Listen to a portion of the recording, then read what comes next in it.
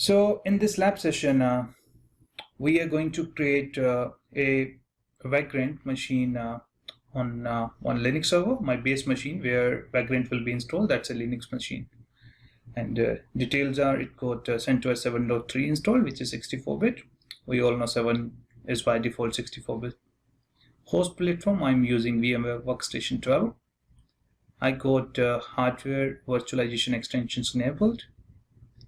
And on network side, I got two interfaces configured. First is for host-only connectivity, and second interface which I got that is for bridge connectivity, basically bridge network to communicate with internet or outer world. As a provider, I hope you understand the term provider now, because I just discussed as a provider I'm using VirtualBox.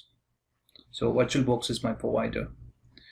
Vagrant version, I'm going to use version 1.9.3, which is the latest one as on date at the time of recording.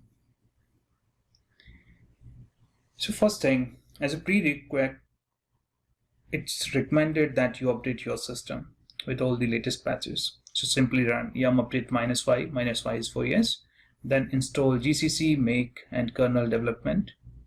GCC make kernel development, they are prerequisites for VirtualBox.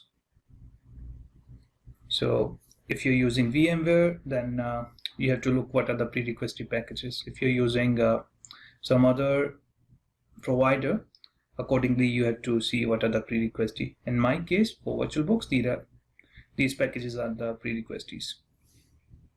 Next thing, not mandatory, but let's install X Windows also, in case your VM while startup or it got some issue. So if you got X Windows system installed and configured on your machine, you can easily look into the logs, or you can see the console, what happened, where my VM got stuck or some other issue.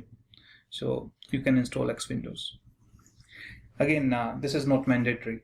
Let's say you have created a base image which you're sure it automatically starts up and no issues at all, then you can get rid of X Windows. You can remove the packages at the end.